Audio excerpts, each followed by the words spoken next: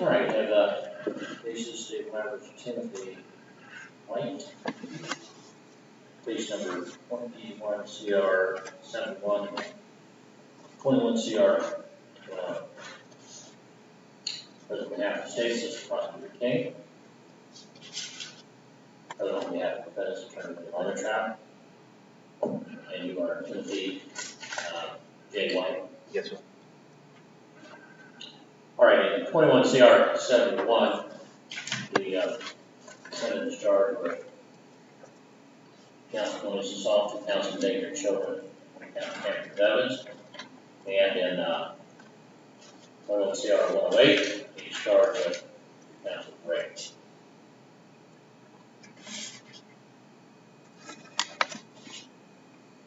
All right, that was sent to today at request of the party, and I have been presented with plea forms. Yes, if I may, before we get too far into this, in the 21 CR 108 case, per the terms of the plea agreement, the defendant is going to be able to plead guilty to count one. The state this time moved to amend the age of the victim in count one. It currently reads being less than 10 years of age. That should be less than 13 years of age. The state moved to amend that at this time. To replace 10 with 13? To replace 10 with 13. Yeah, not to add 13. And Yeah, to replace. Like we did in the trial. That's correct. Okay. All right. I assume there's no objection. State made me aware of it earlier, and I'm not no objection. Right, okay. Yeah, because the statute says less than 10, or less than 13, so obviously less than 10 is less than 13. So the court will allow it then.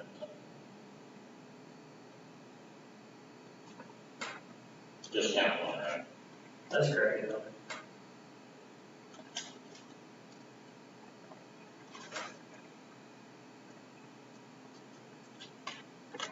All right.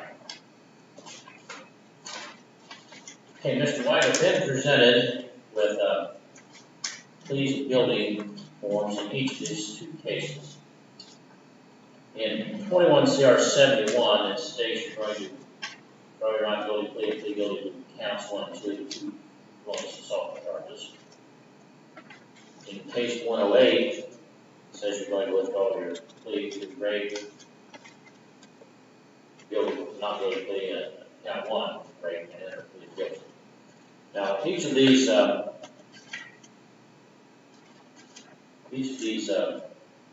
plea agreements are 3 pages long. They've been prepared by the prosecutor's office from forms they have in their computer. And on page 3, there are signature lines on each form. In the 108 case, it's at the top of the page. There's a sentence that says I entered this plea voluntarily. On the 71 page, it's kind of just a little bit below halfway. And each of the forms has a sentence that says I entered this plea voluntarily. Then immediately below that, there's a line under which is printed signature defendant. And I'm looking at what appears to be signature Timothy J. White. Is that correct? Yes, sir. All right. And when did you sign each of these agreements? Yes, sir. Okay, at the jail? Yes, sir. All right. And when you signed them, was your attorney, Mr. Armstrong, there with you? Yes, sir. And did he go over these with you and explain each of them to you and answer any questions you had regarding them? Yes, sir. And when you signed these documents, did you understand that they were agreements to plead guilty, which means that there won't be a trial, and the next step in your case will be a sentencing hearing? Yes, sir. And if you had enough time to fully consider this matter before making this decision? Yes, sir. Are you entering into the agreement to plead guilty in each of these cases voluntarily? Yes, sir. Right now, in case number 21 CR 71, it says you're going to withdraw your not guilty plea to counts 1 and 2, malicious assault, under 2903.11A2 and second degree felonies. States that you understand that the maximum penalty for that could be, in each case, a minimum of 8 years is ordered by the judge.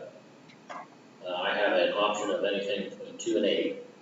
And then there is a fine available of $15,000 if the presumption of prison term should be imposed. Now, the 8 years is, the 2 to 8 year range is what the judge will. We have a law now, in fact, called Reagan's law, Reagan Coach law, which provides that for offenses of this degree, the Department of Corrections does have the right to require a person who is sentenced to a prison term, a definite term by a judge, between 2 and 8 years, to serve an additional period of up to 1/2 of that sentence in addition. So, worst case scenario, if you receive 8 years on either or both charges, then the Department of Corrections could decide that you should serve an additional time of up to 4 years, meaning the maximum would be 12. So in that case, the actual sentence would be 8 to 12 years. You understand that? Yes. Now,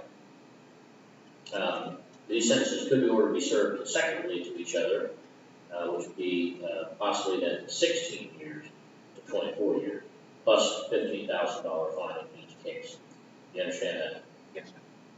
All right, now in the 108 case, it says you're going to plead guilty to count 1 rape has been amended to under 290702A1B, and that's a first degree felony. Now, typically first degree felonies also have standard sentences or specified sentences between 3 and 11, but this situation, this statute, there's a specific penalty that applies, and the maximum would be life without parole. Then there are also other options, I believe, of is it 10 to life and 25 to life, I believe, of the 3 possible sentences. I believe it's 15 to life, also a possible sentence. Yeah, okay, 15 to life, all right. And that is mandatory, so obviously if there's a possible, if there's a life sentence possible, those are the 3 possible sentences. It could be life without parole, 10 to life, 15 to life, and I think there's a 25 to life as well. And so it could end up being lifetime. And, but that could also be ordered to be served consecutively 2 sentences in the 71 case. And I believe that the way the sentences would be served, and this is subject to DRC's determination, but I believe the way that would be served is definite sentences in 71 are served first, then the life sentence gets served. So it would be up to 16 years, 24 years, between maximum would be 16 and 24 on the 71 case. Then, after that sentence was served, then it would be a rate of 10 to 15 or 25 to life, or life without parole would be served. You understand that?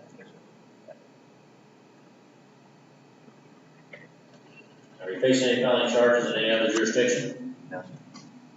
And are you currently on probation, community control, parole, or post-release control for a felony? Okay. All right, now in the 71 case, those are potentially subject to being granted community control rather than a prison term. But it's not possible in the rape case, so there's no possible community control.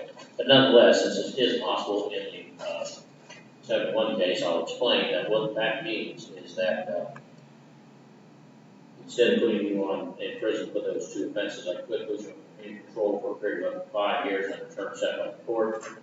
And if during that period of time the probation department felt that you were not compliant, they would file a notice of that to the court.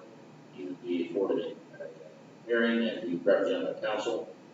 And if the outcome of the hearing at that time was that you would fail to comply, then the court would revoke your community control, then sentence you to 16 years as a minimum, and up to 24, plus fine of $15,000 in each case. You understand that? Now, in case number 21 CR 71, and the other case, If you are released from prison, it is mandatory you be put under post-release control. So in the 21 CR 71 case, the two felonious assault cases, that would be a period of 3 years, mandatory post-release control.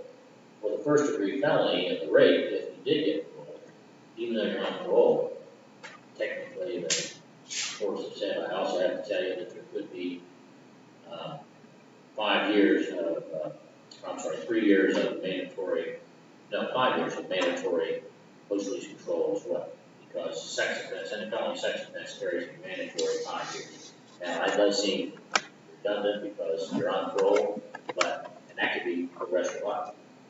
But it's a mandatory 5 years of post-release control supervision. And what that means is that if the parole authority determines if you fail to comply with conditions that they set, because they'll supervise you through the parole officer, the courts have nothing to do with it.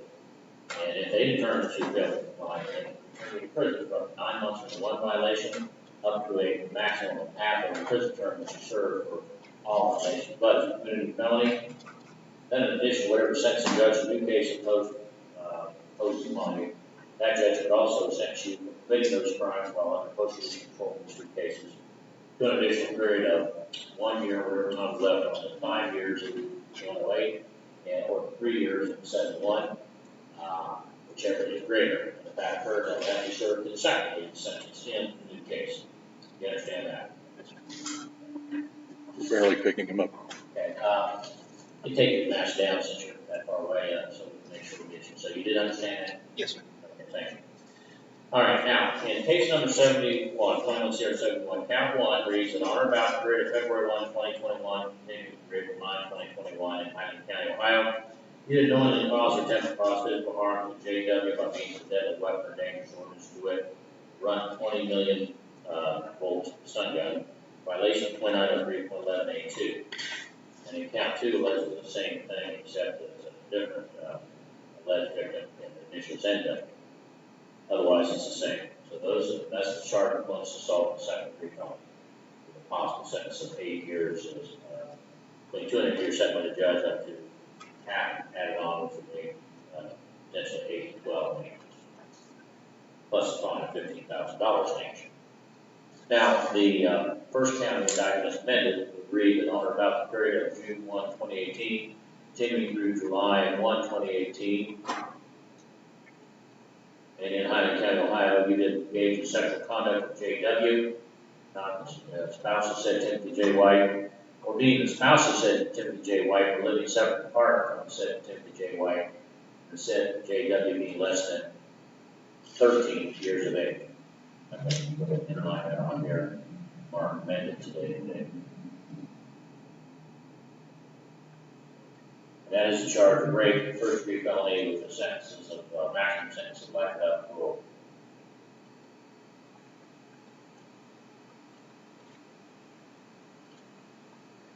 Now, Mr. White, also there's a fine available on that of $20,000. Now, Mr. White, do you understand what you've been charged with in each of those offenses, what the state said you did, when, where, how they alleged you did?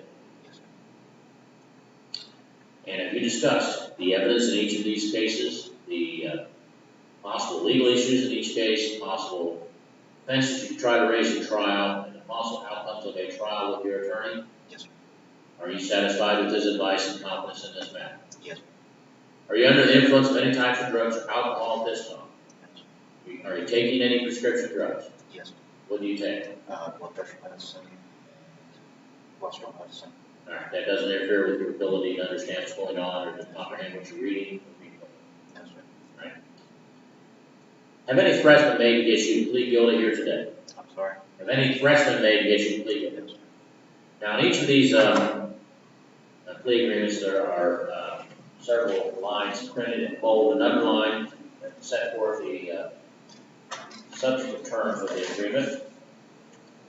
So in the 71 case, it reads, Defendant shall enter plea of guilty to count 1 and count 2. State will dismiss remaining counts. State defense jointly recommends 3 years incarceration on count 1, consecutive 3 years incarceration on count 2. Be served consecutively to the sentence imposed in case number 21 CR 108. Again, 21 CR 108 reads on page 2. Defendant will enter plea of guilty to count 1 of the indictment. State will dismiss count 2. State defense jointly recommend 10 years to life consecutive to the sentence imposed in 21 CR 071. Defendant shall be a tier 3 registered sex offender. That's your understanding of the agreement. Does anyone promise you anything other than that to get you to plead guilty today? Yes, sir. Now, the lifetime registration means that if you should be released from prison, then you would be required to register as a sex offender for the rest of your life. With periodic verifications, and I'll explain that if we get to that. You understand that? Yes, sir. Under the law, Mr. White, the matter of sentence is up to the judge, not to the party. Even though the state is agreeing to recommend 3 years in each count in the 71 case, consecutive for a total of 6, and 10 to life for the rape, 21 CR 71, not required to follow that recommendation. So if you plead guilty to this offense, I could give you 8 years on each case count in the 21 CR 71 case, total of 16 years, and that would be a maximum of 24 years, as determined by the Department of Corrections. And in the 21 CR 71 case, I could give you 15 to life, or I believe 25 to life. Technically, life without parole would be a possibility, but there's no request for an additional finding, so it would be, that would really apply unless you enter that plea to that as well. So, is that your understanding of it? So you understand that? Yes, sir. You understand that I don't have to follow the recommendation? Yes, sir. And if I don't follow the recommendation, you can't appeal that because I'm giving you that advance notice. You understand? Yes, sir. Okay.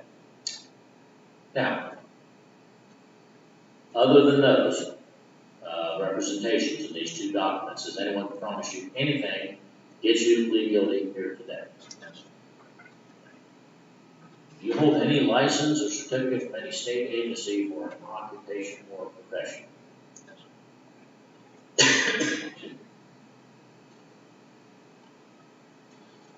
All right, now before I can accept your plea, there are certain constitutional rights that you must understand.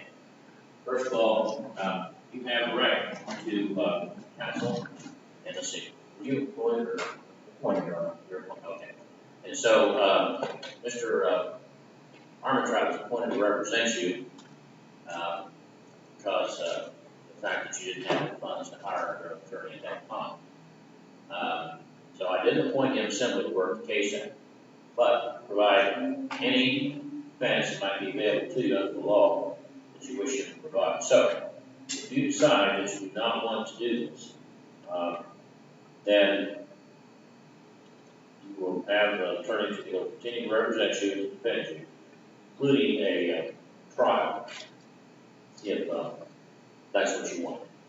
You understand that? Yes, sir. Right, under the law, in each of these cases, you have the right to have a jury trial.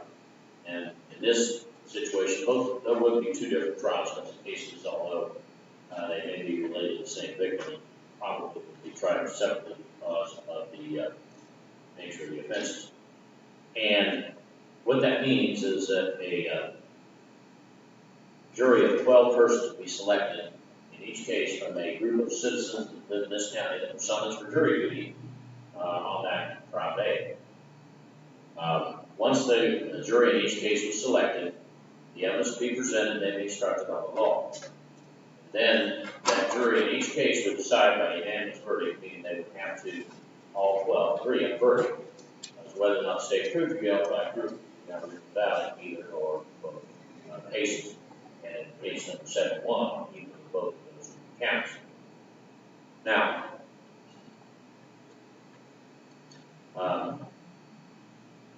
in the event that you did not want to have a jury trial, but you did not want to plead guilty, you can waive needs to give up in writing the right to have a jury trial, in that case, you have to call a court or bench trial.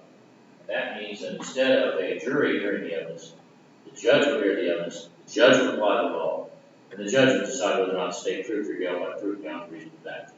You understand that? Yes, sir. All right, now, under the Constitution, you have a right to confront witnesses against you and to cross-examine through your attorney in open court. So what that means is that the witnesses against you have to come into court and testify in front of you, your attorney, and anyone else who's present.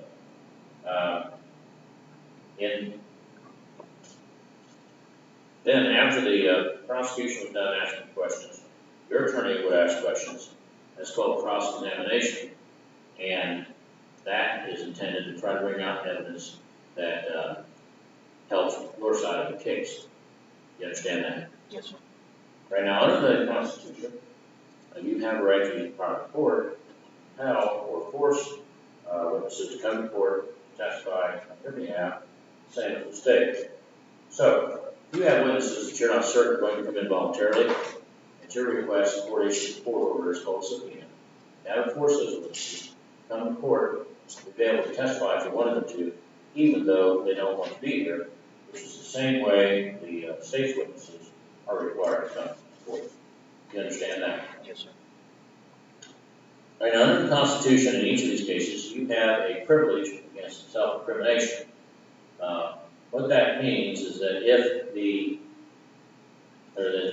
you cannot be compelled to give evidence against yourself in this matter at any time, including trial. No one can ever make a testimony. The prosecutor can, the judge can. You make that decision. And if you decide not to testify, then the fact that you did not testify cannot be used against you in any way, anyone, any time in the proceedings. And in fact, no one's even allowed to comment about it, except in one situation, which is if there's a jury trial, you don't testify. The judge instructs the jury that because that's your right, they cannot consider it for any purpose. You understand that? Yes, sir. All right, now, under the Constitution, you are presumed innocent until proven guilty by the state of Ohio on each of these offenses by proof beyond reasonable doubt. What that means is that the burden of proof is on you to try to prove you're not guilty simply because you've been indicted. In fact, under the law, you're not required to present any defense in either case. You may, but you're not required to. But whether you do or not, the burden of proof will remain upon the state to prove your guilt by proof beyond reasonable doubt on each of the essential elements of each offense. And that's the highest burden of proof that's known under the law. You understand that? Yes, sir. All right, now, originally you pled not guilty to the charges in this case, in both cases. Then plea denies the allegation, denies that you committed the crime. That plea exercises or invokes all of the rights that I just described. If you change your plea from not guilty to guilty, then that plea is the opposite of a not guilty plea. And in each case, that plea would waive or give up all the rights that I've just described for you in this case, except the right to have an attorney. You have a right to have an attorney no matter what you plead.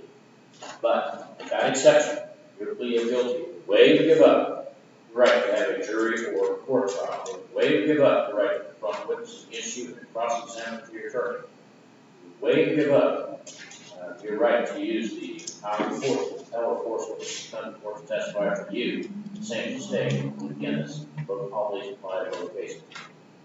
You would waive or give up your privilege against self-incrimination in each case by saying you're guilty, and that's what you find you guilty. And in each case, it would waive or give up your presumption of innocence because you say you're guilty, the state's not required to prove you're guilty in either case. It also waives or gives up your right to file an appeal that you think you may have at this point in the case. It also, now if I sentence you to a maximum sentence in either case, circumstances, there may be issues you could appeal. That would have to be filed within 30 days of the sentencing entry being filed. You understand all of that? Yes, sir. And Mr. White, are you a U.S. citizen? I'm sorry? Are you a U.S. citizen? Yes, sir. And are you entering into the agreement to plead guilty in each of these cases voluntarily? Yes, sir. All right, now, do you have any questions about the charges in either case? No, sir. I do want to correct something for the record. I was looking at the statute, and the 25 to life only applies if there was serious physical harm. So the three possible sentences of 10 to life, 15 to life, and life out. That agree? Counsel?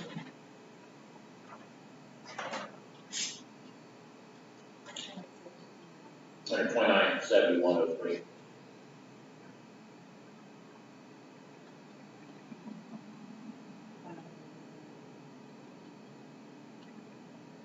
Wait, Your Honor, are you sure that 15 to life is a possibility because it's not under 10, it's under 13?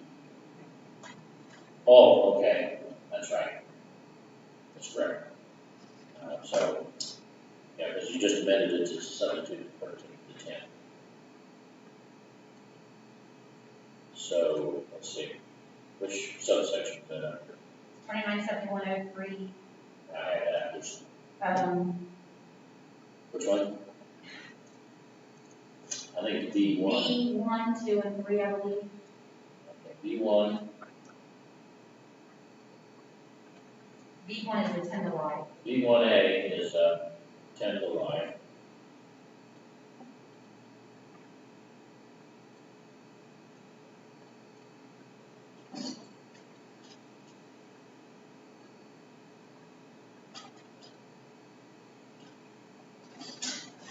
So actually, it's just a 10 to life. Okay. And since there's under 13 and no finding of 15, then this says life without parole on the plea sheet. Actually, the maximum is 10 to life. Is that correct? Since there's no additional finding of under 10, can't be life without parole. Under 13 is Is that what it says in 2972? 702. Well, they have to make this so far. But,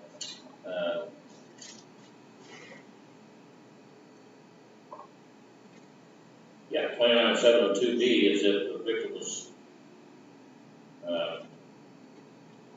let's see.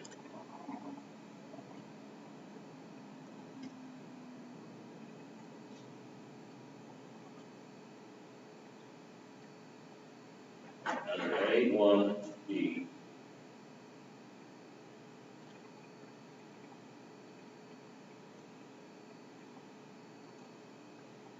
Oh, no, sorry. It says, it shall be sentenced to a term of life in prison under 297103.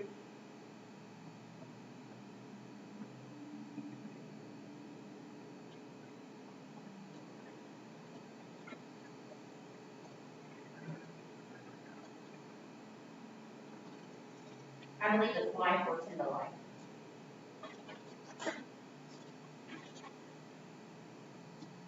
No?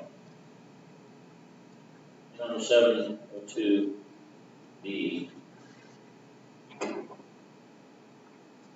states that, and it's very long.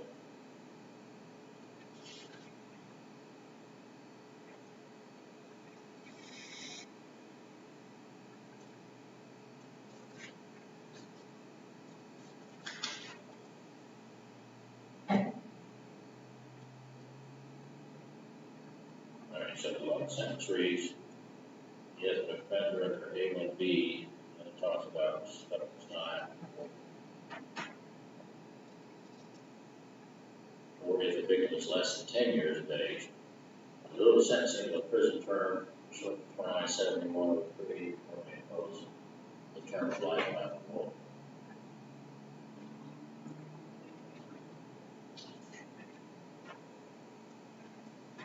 Three.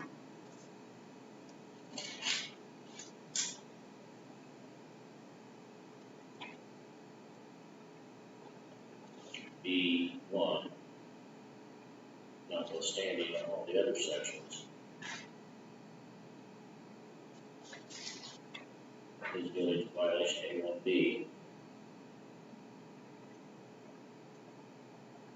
Court does not impose a sentence of life without parole. B, 29702. Then, court shall impose on the person indefinite prison consistent of one of the following: minimum 10 years, maximum life. If the victim is less than 10, 15 years, maximum life. If there was a force, threat of force, previous convictions, or serious physical harm, a minimum of 25 years to life. All right. Now, let's just assume for purposes of making it the record as assertive as possible. We'll assume for purposes of law that it could be a life without parole. Okay. The recommendation, the other application, the only other possible sentence then is 10, which is the recommendation. So I just want to make sure you understand that. Okay. You have any questions about it? And I'm sorry that, I'm trying not to confuse you here. I'm just trying to make sure I get the record correct because, I think it's unclear whether life without parole is possible when there's not an additional finding. But there's not going to be an additional finding. So, but let's assume that there could be, then that would be the possible sentence. Right? Have any questions or anything to speak with Mr. Armstrong about? Okay. Now, do you like to speak to Mr. Armstrong about anything before we go any further? I don't believe so. Do you have any questions about anything that I've explained here today? Okay. Then, Mr. White, is it your decision?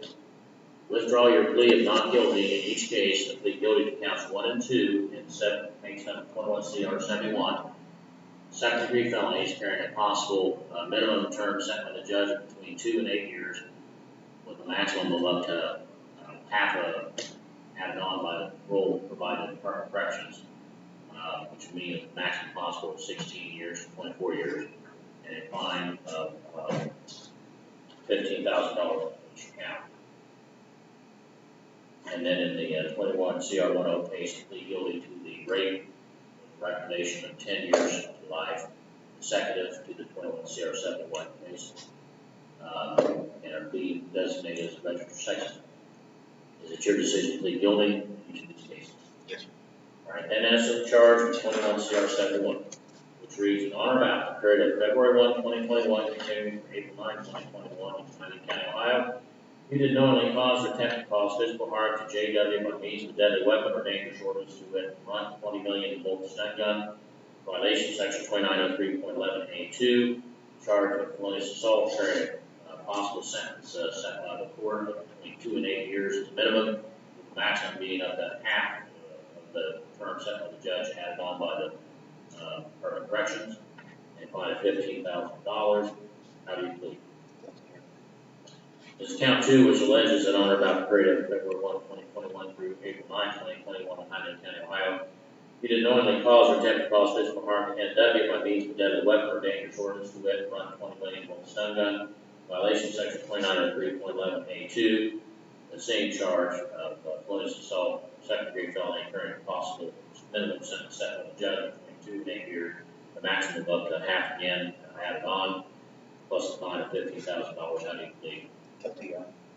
Then as to the amended charge of count 1, 21 CR 108, which reads that on or about the period of June 1, 2018, continuing through July 1, 2018 in Highland County, Ohio, you did engage in sexual conduct with JW, who is not your spouse, and that, or being the spouse, but living separate apart from you, and said JW being less than 13 years of age, in violation of section 2907.02A1B, a first degree felony carrying a special sentence of 10 to life as a maximum and a life without parole as a, as a minimum, the 10 to life as a minimum, or life without parole as a maximum, plus a fine of $20,000.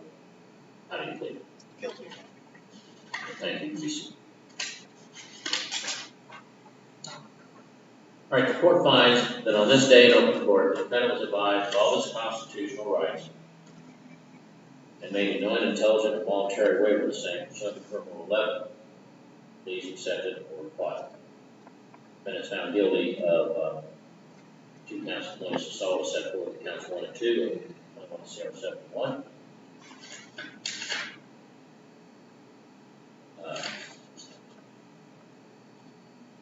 Counts 3 to 6 will be dismissed. In case number 21 CR 108, that's found guilty of rape as set forth in the amended indictment in count 1. Count 2 was dismissed.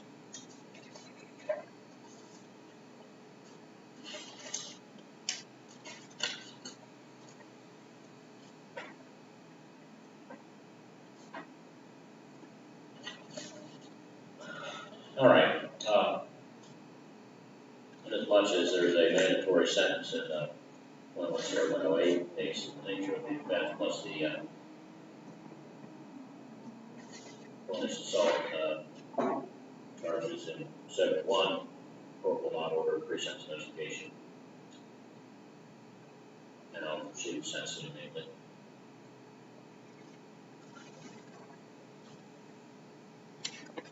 I didn't ask it before, but it's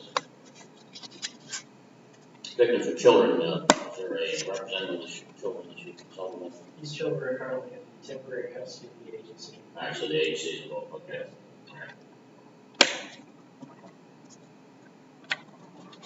All right. Anything to state regarding sentencing?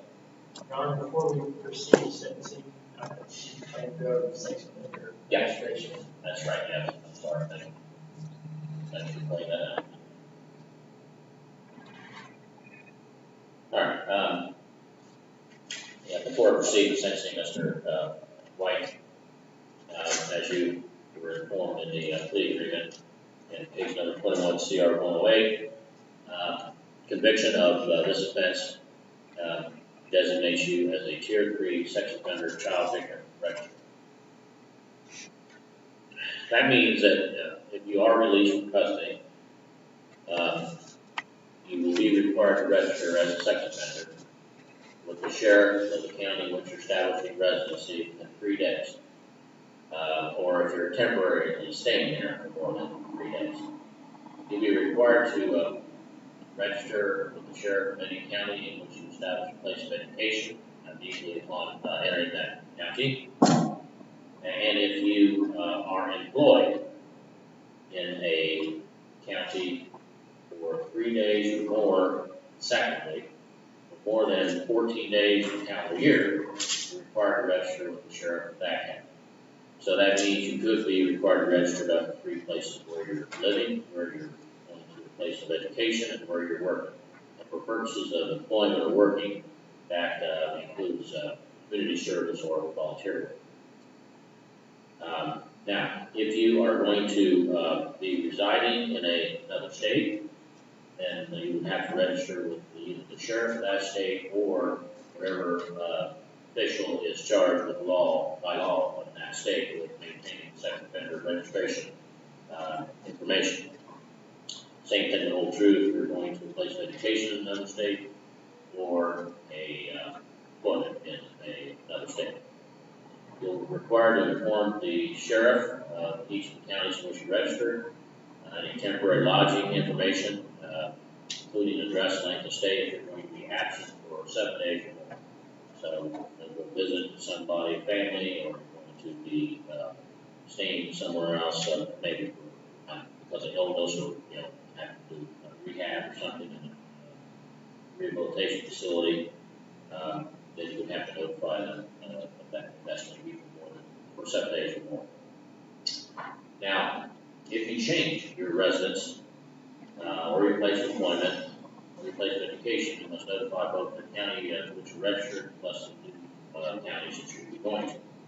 For residents, you have to notify of that change 20 days before you do it, for either education or residence.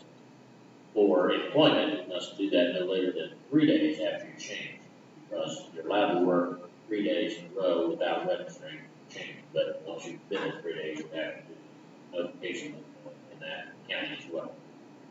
If you are ever homeless, until you have a fixed address, you have to notify them of your, give a detailed description of places you intend to stay, and then not later than the next, and the first business day, immediately following the day you obtain a fixed address, you're to register with that, the sheriff, that fixed address. You're also required, under federal law, for any international travel to register an authority at least 21 days before you leave. Otherwise, there could be some criminal prosecution of both state and federal law.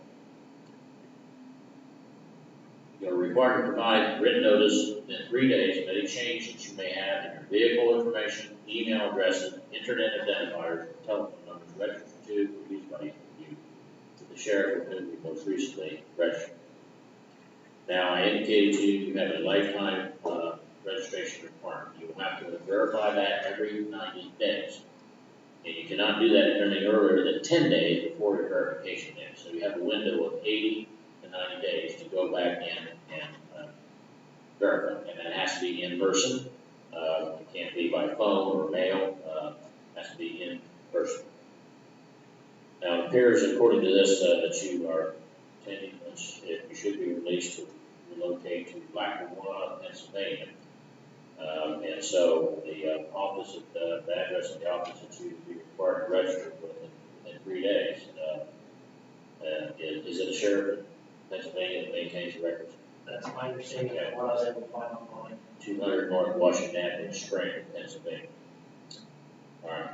Now I see here, there's a signature line here, so you've already signed this registration form that I've just gone over with you. I believe so, yes. All right. All right, here, I'm looking at it. Signed yesterday, signed today, the 17th. Yes, sir. All right. Okay.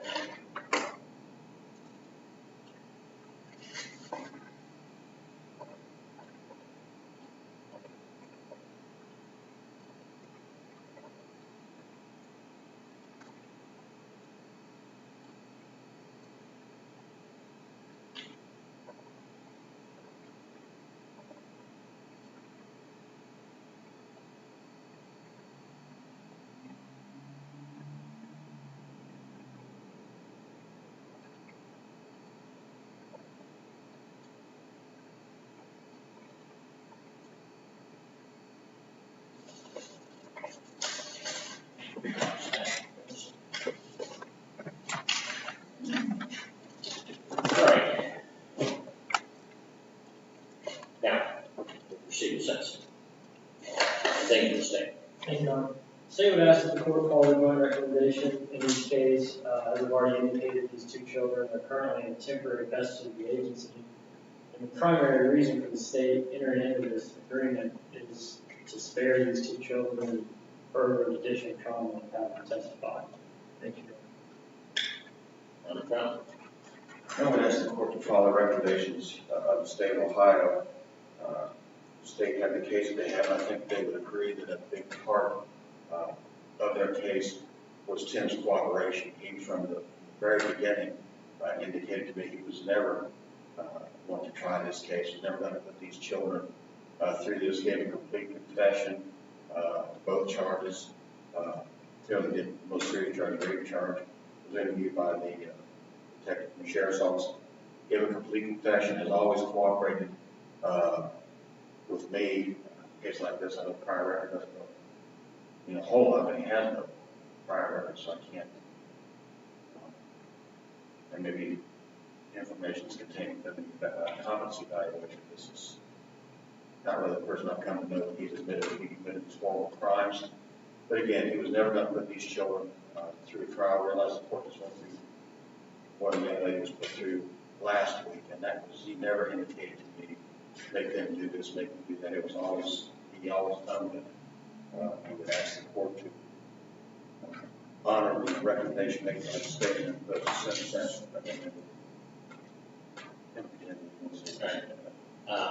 How old are these children? They're currently 10 and 11, I believe, at the time of the offense, at the time of the rape offense, count one, female victim, I believe was 9 years old. right. Mr. White, would you like to say? I can't apologize. If I could go back and say, I'll do any of this.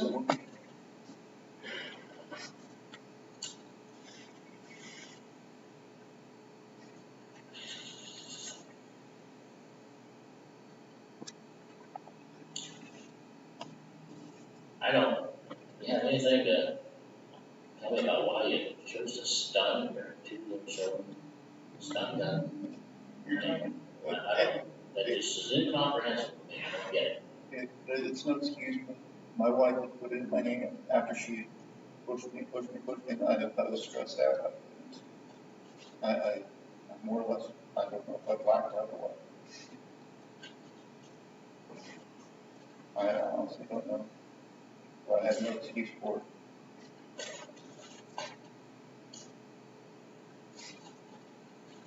Well, like, this is about as brutal of parenting that I've seen in a while. I mean, of course, raping your daughter, that's, it's just evil. There's no excuse for it. I don't see any redeeming characteristics of you other than the fact that, and facing a lot of time, life without parole, on those 2 counts of rape, if there's been a trial. You're also facing 8 years in each of the police assault cases. Plus, while they endangered children, those probably occurred, there was also tampering methods as well.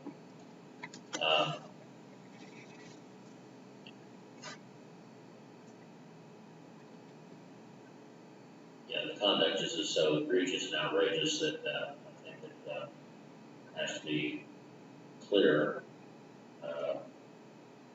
and severe punishment for this. I know that the rape case carries life without parole.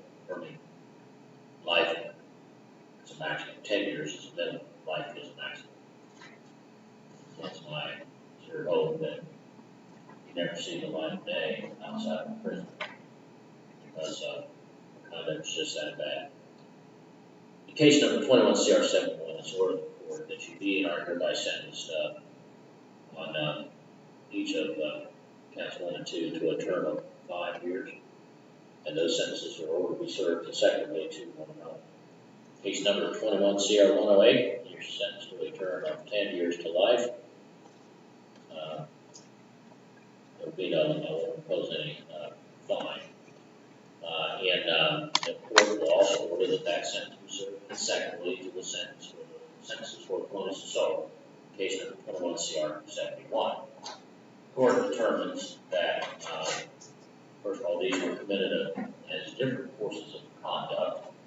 One was sexual offense, and the other one was just plain brutality in the punishment that you inflicted on these children. And it wasn't, actually, I shouldn't even say it's not punishment, it's just plain brutality. That's all it is. It's not punishment. You know, these are young children suffering, I'm sure, serious psychological harm from that event, and then your daughter on top of that in the rape case. And so there are different courses of conduct, and one single sentence would not adequately reflect the seriousness of your conduct, because the harm has been caused by these different offenses to your daughter, particularly, are so great that one single term would not adequately reflect the seriousness. And so, you know, the court is ordering that they be served second. Now, in case number 21 CR 71, you're entitled to 6 days of juvenile credit, May 5th to May 10th, released on bail. Do you agree with that, those numbers? All right, and then in 21 CR 108, you're receiving 79 days credit, which would be from June 1st until today. Today's 8th. I said 17th on that, registration form, it's actually the 18th. So I'll make that correction here on, do that on your company council. Alright. Now, in case number 21 CR 71, if you should be released from prison, you will be required to be supervised by the adult parole authority, under the adult parole authority conditioned by parole officer, or what's called post release control, for a period of 3 years. And in 21 CR 108, since it's a sex offense, that would be 5 years. Even though you're under parole, there's also 5 years of post-release control. What that means is that you'll be supervised on the terms set by the APA, and if they determine that you fail to comply, they can return you to prison for an additional period of up to 9 months for any one violation, up to a maximum of half of the prison term for all violations. But if your violations end in felony, or if you committed a felony when you're in post-release control, then in addition, whatever sentence the judge in due case can impose upon you, that judge can also sentence you for committing that violation while under post-release control, in these cases, to 1 year or whatever time's left on the post-release control, whichever is greater. And if that occurs, that will be served consecutively the sentence in the case. You're also ordered to pay the court costs, if you have a grant execution order. If you fail to do that, then the clerk will collect that through various means, including levying on bank accounts, wages, earnings, or other assets which you may have. If that doesn't collect it, then if you should be released from prison, then you can be ordered to be service and be given credit for each hour you work, and an hourly rate set by the court. Each hour you work will reduce your judgment by that amount until the day before. All right, is there anything further from council? Only thing, Your Honor, is the application of Reagan Toes and 21 CR. Oh, yes. Going back to the 71 case, I ordered 5 years in each case. The second is for total of 10. Under the Reagan Toes law, the Department of Corrections could decide that you should remain in prison for an additional period of up to 1/2 of that term, which is then 5 years. That means that the maximum sentence could be 15. I don't believe that's correct, sir. So Oh, no, wait, I'm sorry, no, there's this one. Yeah, it's confusing. It only applies to 1, so it would be half of 5, which would be 2.5. So 5 and 5 is 10, so I mean 10 to 12.5 would be this maximum sentence. Thank you. Again, they made it terribly complicated. 12.5 would be the maximum. All right, anything further? No, Your Honor. All right, your man for custody, Mr. White. Step back to deputies. All right, Your Honor. You may.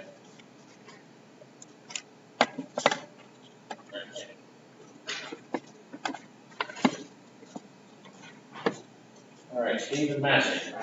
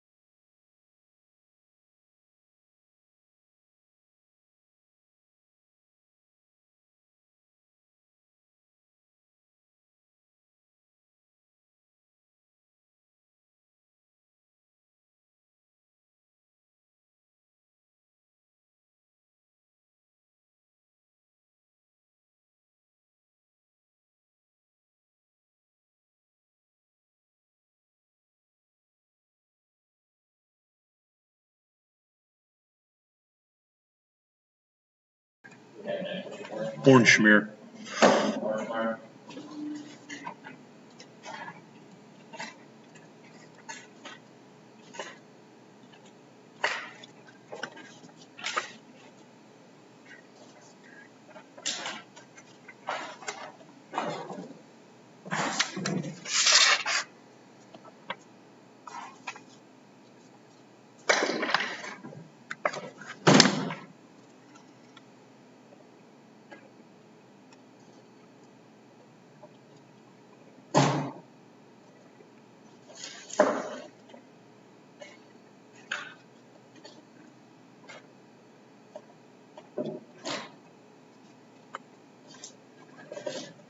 All right, case number 17CR224, State of Ohio versus Michael R. Horstmeyer, for the state assistant prosecuting attorney,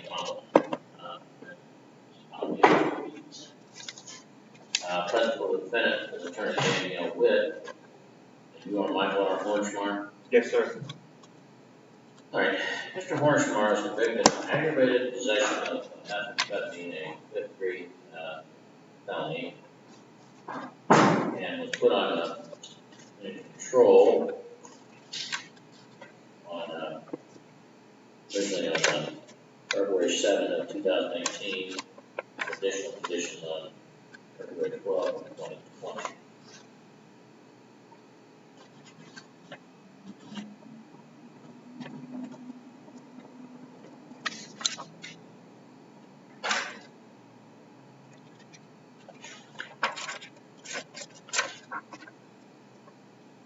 The probation department filed a notification on July the 6th that he had violated those terms, and they, after he was taken into custody, then was notified of the allegation.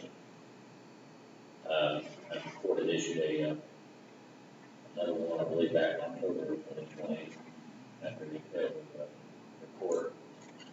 And he was informed of those allegations. This witness appointed to represent him, and he was before the court and admitted to the violation back on, I believe, July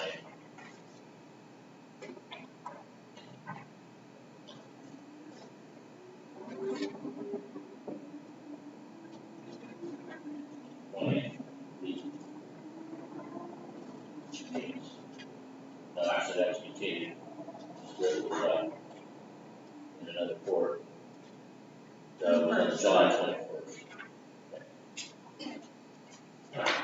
The court then continued this matter for disposition. Nope. Oh, that's when Miss Witt or Miss Sturgill and Miss Adams were at a drug court conference. I don't believe Mr. Carr might be. I think he's on vacation. All right. Well, I did receive a letter from Miss Sturgill that she had reviewed his application for drug court, and that he had been accepted for treatment, residential treatment at Massey House as of August 10th.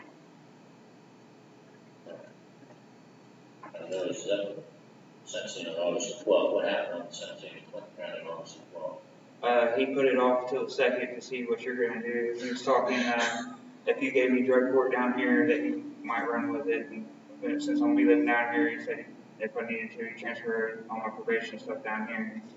But generally, they're going for community control is what I signed the plea for up there. But I think he happened to have a STAR evaluation yesterday. And as far as I know, that's not going to be a thing because I take a lot of medication and it costs a lot of money. So I'm not sure if I'm going to get accepted into that. But if he did have me do that. Are you at the Massey House now? Yes, sir. All right. You went there on the 10th? Yes, sir. Okay. All right. All right. Ms. Collins, anything on behalf of the state? I do have in my notes that probation did recommend drug court. And just on a side note, I would ask the court if you could correct by in the nation. I'm sure I didn't say that. Interlineation? Yes, your entry from the last hearing, Mr. King was not present on behalf of the state. I just want to make that clear because he used to represent Mr. Hornschmeyer, Oh, yes, you're and right. I don't want to I have think a it was Mr. problem. Ray. No, it was me. It was you? It was just me. Okay, You have both of us in the entry. all right. I just want to make sure there's no problem for Mr. We'll King. blame Mrs. Aware of that. Okay, fair enough. I will do that. Thank you. Don't want that to reflect, see what previous council, we also could not represent the state. That being said, I do know that probation is recommending drug court. I'm not sure how much time Mr. Hornschmeyer actually has left on him that he can be sentenced under a community control type of standard because it's been continued so many times and then told and that sort of thing. Frankly, I'm not real optimistic of his success based on his summary, PSI summary, which was lengthy with all the violations and the number of times he's been in treatment and failed and all of that. But that is the probation officer's recommendation. All right, Ms. Witt. Ms. Schroeder, if there's anything that is clear, I think from this, as Ms. Collins said, very lengthy PSI report, it is that it seems that drug court is exactly the program that was, or Mr. Hornschmeyer was the right kind of person for drug court. He's had a drug problem since he's 9 years old, and yes, he's been through treatment. And I asked him, why is this time different? And I think he definitely has hit rock bottom. He has substantial and serious medical issues that have occurred because of his long-term drug use. And I think he's finally awake now to see that he needs to live a sober life and is ready to do so. So I'll let him speak to you about that. All right, Mr. Hornschmeyer. Yeah, I know I've had a lot of bumps and screw-ups in the past. I think most of them is because I just didn't really, I think I always held on to the idea that I could use drugs and be successful with it. This last time around, there's no way, like every time I've hit bottom, it gets harder and harder. The most recent one is my health. I've been in heart failure now from it.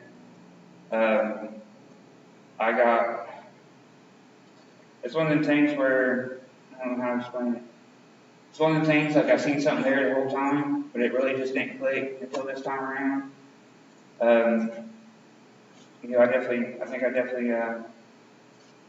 think my success rate this time might be a little bit higher.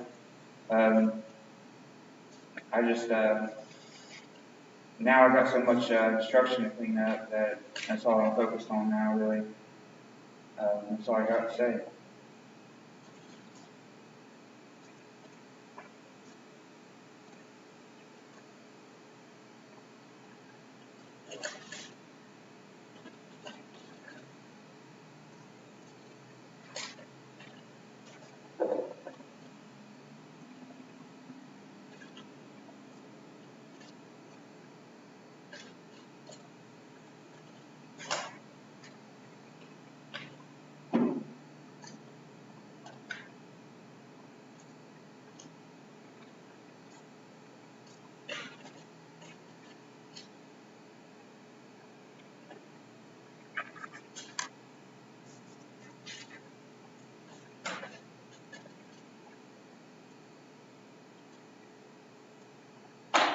You can see calculating here the information. We have 21 months, February 7th of 19, and the warrant was issued that total. That time we had 21, almost 21 and a half months. The entry that February 12th, the time is total. 11, 19, 12, so that would have been just a little under 3 months. So the time started again on February 12th. I believe that it was total again on October 8th and so. So that means you had a total of 29 and a half months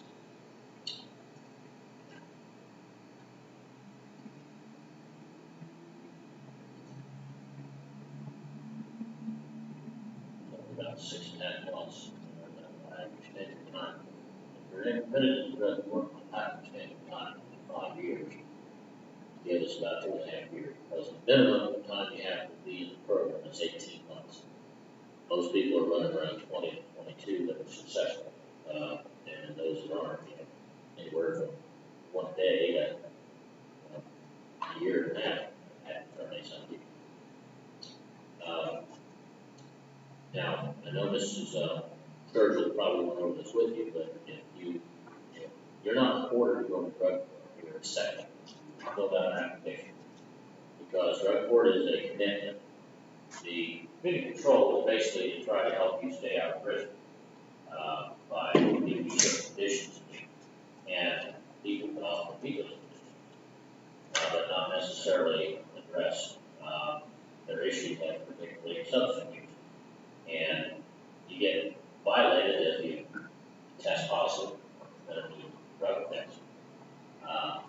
But if you don't test positive, you can still be using drugs. You just have to be lucky. Some people get by with that. So if the goal is to stay out of prison, then regular community control is, what people have. If you're truly interested in being sober and interested in intensive treatment and intensive supervision that go with drug court, along with a lot of other support services that are offered, then that's up to you. But it is a much bigger commitment than regular community control.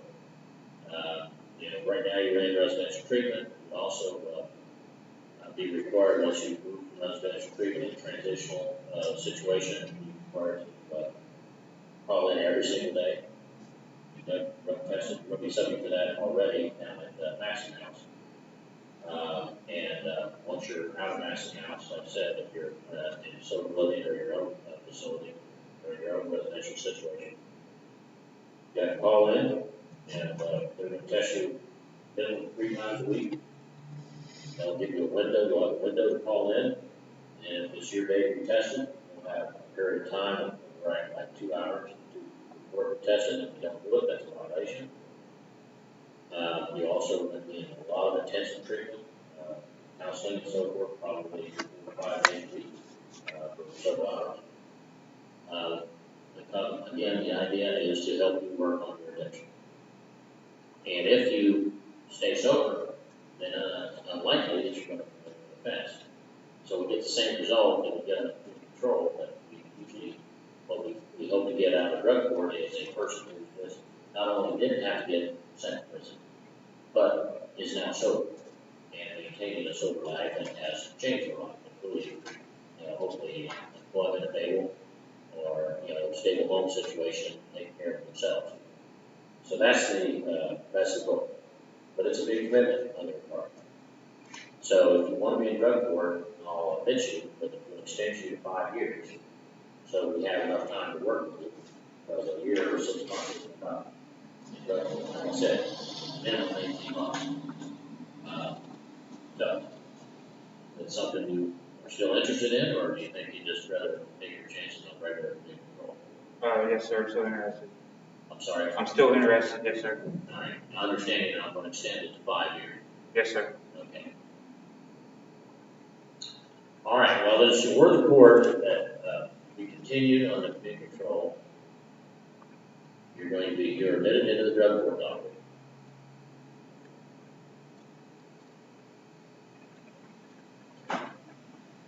Be required, okay, first of all, we're going to extend control to 5 years, so that leaves you about, as I said, about 2.5 years. That gives us enough time, but hopefully that you'll be able to be successful. You'll be required to comply with the treatment plan and conditions of the drug court docket and program description, which we already have. You're to successfully complete the Massey House and aftercare. And again, with this, with the drug court, the treatment team has a lot of authority because they're going to evaluate your situation. It's not just one person, the probation officer, the probation officer, the treatment coordinator, the counselors, mental health, substance abuse, people at the Massey House, and they'll come up with a plan, and they decide that you should do, Massey House, that you should be in a sober living or transition housing, and that's what you're going to do. Because they're going to be making the recommendation, and that's what you'll need to follow. So you'll be required to comply with whatever recommendations they make, which right now is the Massey House, and then in the future, any further treatment recommendations and all other conditions of the drug court docket which you have signed and are in the file.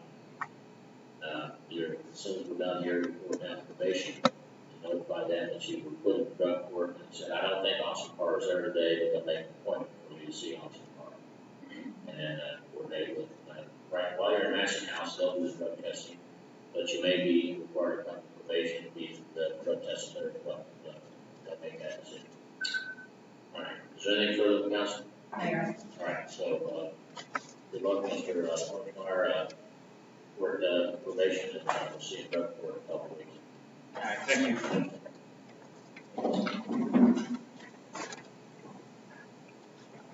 Jason Jones.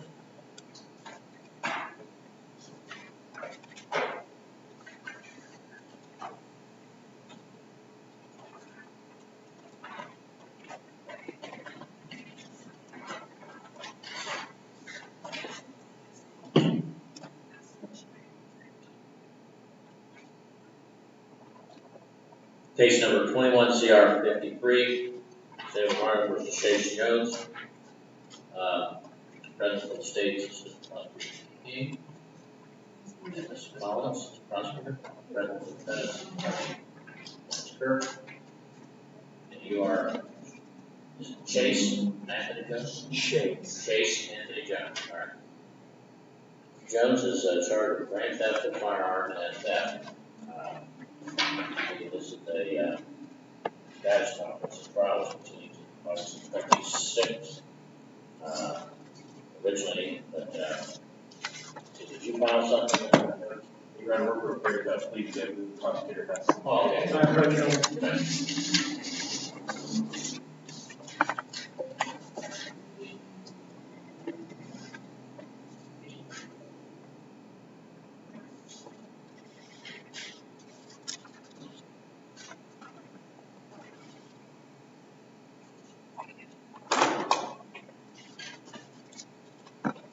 All right, Mr. Jones, you're charged with grand theft of a firearm, third-degree felony, which carries a possible prison term for 9 to 6 months, and then also theft of first-degree misdemeanor carries a 6 months in jail, plus $5,000, and a third-degree felony with grand theft could also carry a $10,000 fine. Now, I've been presented with a plea of guilty form along with a bill of information and a waiver of prosecution by indictment. And so what this is saying is that you're going to plead guilty not to the charges in the indictment, but to a different charge of receiving stolen property, which is a fourth-degree felony, which has a penalty of between 6 and 18 months and a fine of $5,000, as opposed to the third-degree felony of 9 to 36 months and $10,000. And then the other charges will be dismissed. Now, imagine that your attorney is talking about this, but it's necessary for me to explain this to you before we do this. First of all, no person is required to appear before this court to answer to a felony charge unless that charge has been considered by the grand jury of the county and an indictment returned, which is what happened in your written case when they indicted you for grand theft and theft. Grand jury is a group of 9 citizens from this county that have been summoned for jury duty for grand jury. They meet once a month, usually, or as often as necessary, to consider evidence submitted by the prosecutor's office regarding alleged crimes in this county. Now, the grand jury doesn't consider or make a decision as to whether a person is guilty or not. They simply decide whether or not there's enough evidence to warrant the case going further. And therefore, it's not required that all 9 jurors agree. It only takes 7. of 9 to agree. And so if 7 persons vote to indict, then a bill of indictment is returned, served back to the court. If less than 7 votes to indict, then there is no indictment, and that's the end of the charge at that point. Now, it could be reconsidered within the statute of limitations, but it would most of the time be the end of the case. So that hasn't happened on this receiving charge. It has happened in the other 2 charges, but not this one. Now, the law provides that if a person agrees that the case can go forward, if they waive, give up prosecution by indictment of the grand jury, and instead agree to be prosecuted by what's called a bill of information. Bill of information is a document in which the prosecutor files with the court and signs it and states what the charge is. A bill of information and a bill of indictment are really not that different. They usually read the same. The only difference is that a bill of indictment has to be considered, voted on by the grand jury, the 7 agree to indict, signed by the forewoman of the grand jury and the prosecutor, assistant prosecutor, whereas the bill of information is simply signed by the prosecutor. But other than that, they say that they do the same thing. They tell you what you're charged with and then come before the court. But under the law, you're not required to appear here for that unless you either agree, waive prosecution by indictment, or have indictment returned. Now, I've been presented with a waiver of indictment.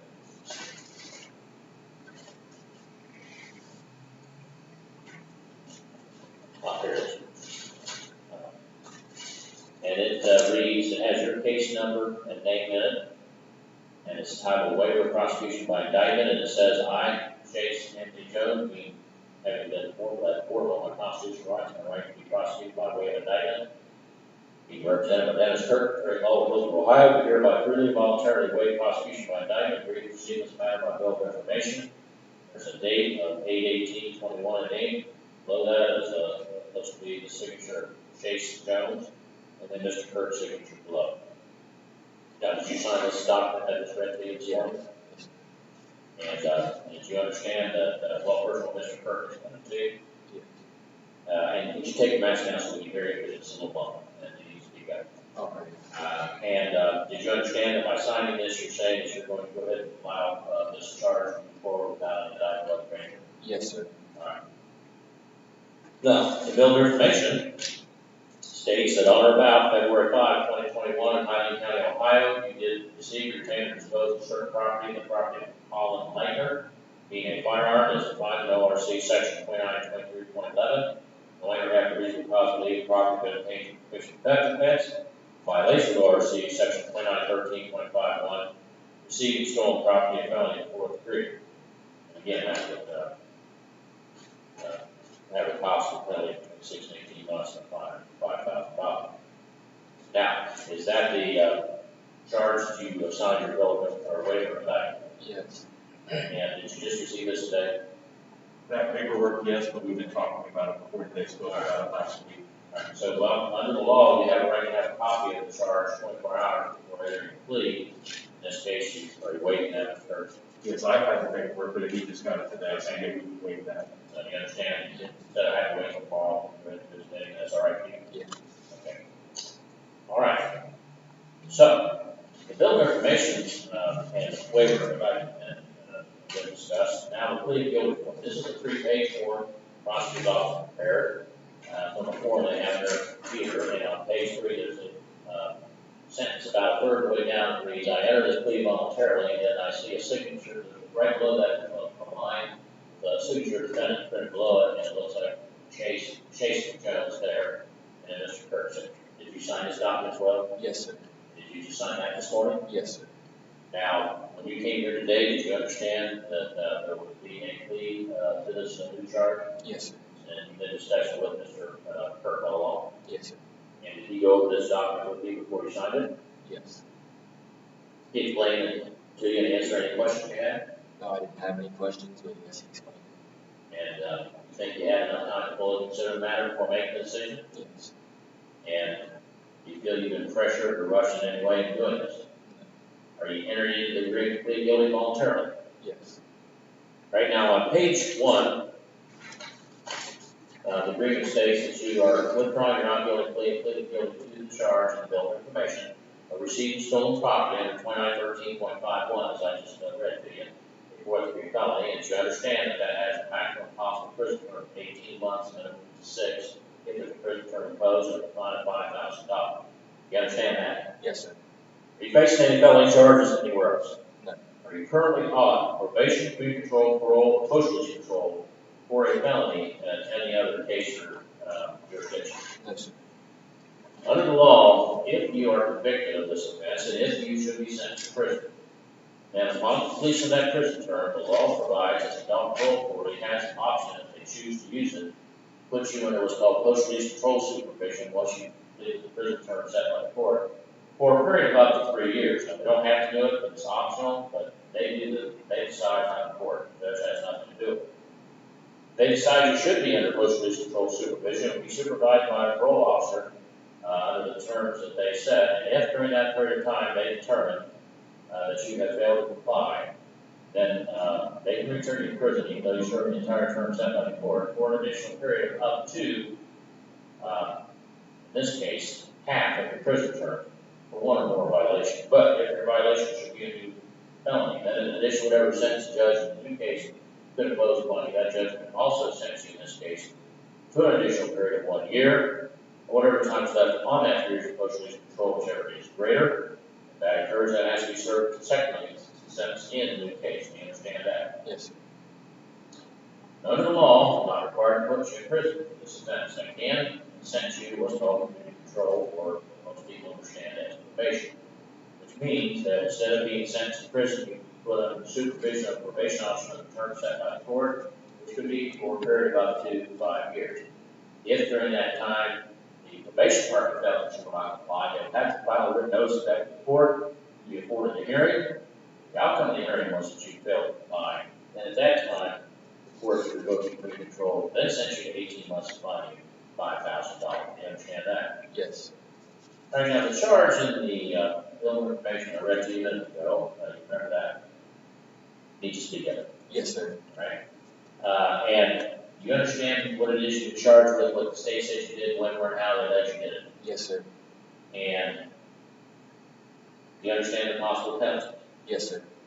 Now, have you discussed the nature of the charge, the evidence in the case, possible legal issues in the case, possible defenses you can try to raise at trial, and possible outcomes of the trial with your attorney?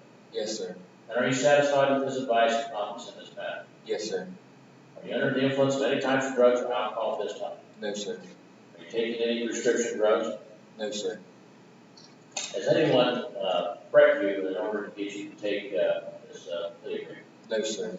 Now, the agreement is printed on, there are 3 lines printed in bold, and underlined on page 2 of your plea agreement, which I'll read as follows. Defendant shall enter plea guilty to the charge as outlined in the bill of information. State dismiss counts 1 and 2 of the indictment. State defense shall recommend community control. Defendant shall cooperate fully against the co-defendant. Is that your understanding of the agreement? Yes, sir. Anyone promise you anything other than that in case you plead guilty? No, sir. Now, under the law, the recommendation as to sentencing is not binding on the court, because the judge is the one who makes that decision. So, if you plead guilty, even though the prosecutor and your attorney and you are saying that you should receive community control, I don't have to do that. If I decide once I've heard everything that that's not the appropriate sentence, I could give you a sentence of between 6 and 18 months in prison and a fine of up to $5,000. You understand that? Yes, sir. You hold any license or certification from any state agency for any occupation or profession? No, sir. All right, now, the law requires that you understand the constitutional rights that you have before I accept the plea guilty. Right. First of all, you have a right to an attorney, and you can't afford to hire one, appointed this for representation. That wasn't simply to work the case out, but provide whatever defense might be available to you under the law that you wish it to provide. So, if you decide you don't want to do this, if you'd rather defend the case, then he will continue to represent you and defend you, including a trial, if that's what you want. You understand that? Yes, sir. Under the Constitution, you have a right to have a jury trial in this matter, in which 12 people would be selected from a group of citizens from this county, summoned for jury duty under trial. Once they were selected, the evidence would be presented, then they'd be instructed on the law, and the jury then would decide on a unanimous verdict between all 12 that have to agree whether or not to state the truth or guilt by proof beyond a reasonable doubt. Now, if you did not want to have a jury trial, which you did not want to plead guilty, you could waive the right, which means to give up the right to have an attorney, and in that case, you would have what's called a court or bench trial, which means that instead of the jury hearing the evidence, the judge would hear the evidence, the judge would apply the law, and the judge would decide whether or not to state truth or guilt by proof beyond a reasonable doubt. You understand that? Yes, sir. Now, under the Constitution, you have a right to confront the witnesses against you, cross-examine them through your attorney. So what that means is that each witness would have to come into court and testify in front of you or your attorney, and anyone else might be present. After the prosecutor then asks the questions, your attorney will ask questions, that's called cross-examination. First, that is to bring out evidence that helps with your side of the case. Do you understand that? Yes, sir. Under the Constitution, you have a right to use the power of the court to compel or force witnesses to come into court to testify for you, the same as the state. So if you have witnesses you're not certain are going to come in voluntarily, your request for issue of court order is called a subpoena. That forces those people to come to court to testify, even though they don't want to be here, which is the same way the state witnesses are required to come to court. Do you understand that? Yes, sir. Now, under the Constitution, you have a privilege against self-incrimination, which means you're not forced to give evidence in this matter at any time before the trial. No one can ever make you testify. The prosecutor can't, the judge can't make that decision. And if you decide not to testify, the fact that you did not testify, not be used against you in any way by any person, no one can comment about it except one situation, which is if there's a jury trial and you don't testify, the judge instructs the jury that because that's your right, they cannot consider it for any purpose. Do you understand that? Yes, sir. Right, now, under the Constitution, you have a privilege against self-incrimination, which means you're not forced to give evidence in this matter at any time before the trial. So no one can make you, I'm sorry. You are presumed innocent until proven guilty by the state of Ohio on every essential element of this charge. So what that means is that burden of proof is on you to try to show you're not guilty of this offense. The burden is on the state to prove that you are. And they must do that by proof beyond a reasonable doubt on every essential element of this charge, which is the greatest burden of proof is done under the law. And you're not required to put on any defense law. You understand that? Yes, sir. Right now, you originally entered the not guilty to the indictment, which denied the allegations of the indictment, not committed any crime, and exercised all the rights I've just described. If you change your plea from not guilty to guilty, that is the opposite of not guilty. The plea of guilty admits the allegations of the indictment, admits their crime, and that you committed that crime. And again, that leads to bill of information on the fact. And that plea would waive to give up all the rights that I've just described, except for a term, which you always have in kind of your plea. But without exception, your plea of guilty waives gives up the right to have a jury or a court trial. Waives gives up the right to confront the witness issue and cross-examine your attorney. Waives gives up the right to use the power of the court to compel or force witnesses in any court to testify for you the same as the state. Waives gives up your privilege against self-incrimination because you say you're guilty because the state finds you guilty. It waives gives up your presumption of innocence because you say you're guilty, the state is not required to. It also subjects you to being sentenced immediately by the court. And finally, it waives gives up any right to file an appeal that you may have had at this point in the case. Now, by essentially the maximum sentence under certain circumstances to file an appeal, it has to be filed in 30 days for sentencing into repeat file. You understand all of that? Yes, sir. And are you a U.S. citizen? Yes, sir. Right now, Mr. Jones, do you have any questions about the charge and the bill of information, possible penalties? No, sir. You understand it? Yes, sir. Any questions about the plea agreement? No, sir. Understand? Yes, sir. And again, you understand the board is not bound by the recommendation. Yes, sir. Do you have any questions about the constitutional rights of this claim? No, sir. Understand those? Yes, sir. Do you have any questions about the plea of guilty, what it means, what will happen if you enter that here today? No, sir. You understand? Yes, sir. Is there anything you'd like to speak with your attorney about before going further? No, sir. Do you have any questions about anything I've explained to you here today? No, sir. Is your decision then to withdraw your not guilty plea, plead guilty to the bill of information, of course, this plea agreement we just went over? Yes, sir. All right, and then as to the charge, there's 11 that on or about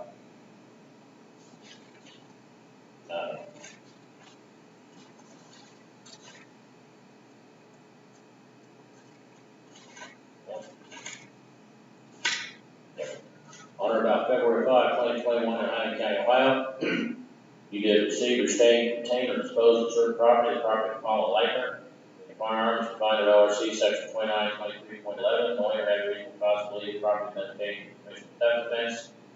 The violation of ORC section 2913.51, receiving stolen property found in 4th degree, and possible prison term of 26 and 18 months, and a fine of $5,000.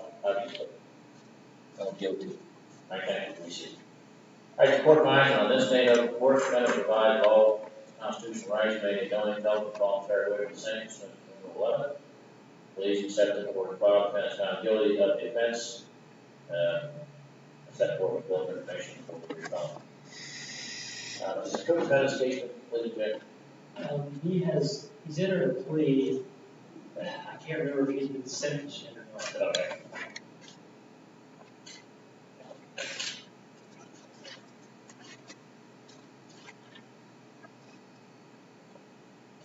In the matter we set for sentencing on September the 22nd at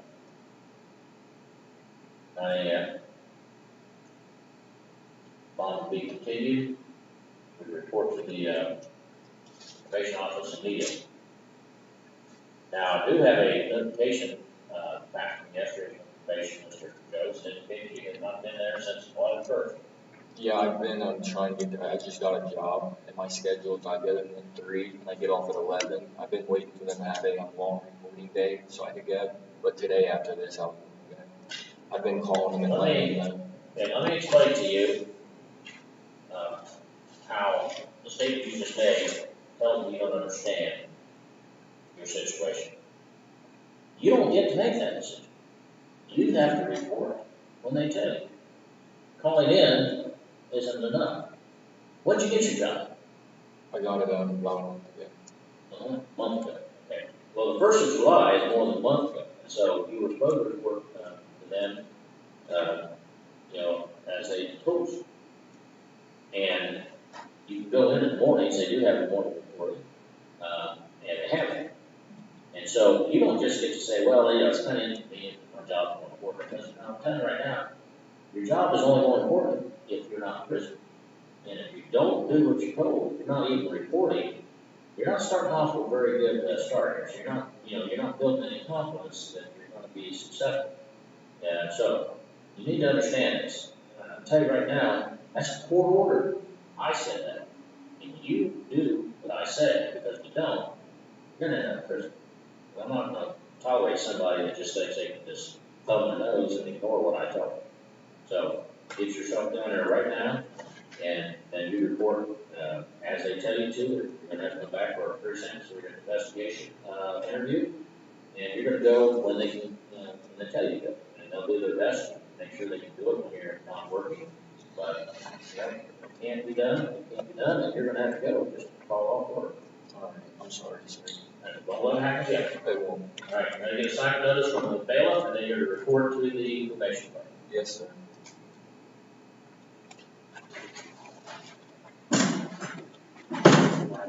Adam, on that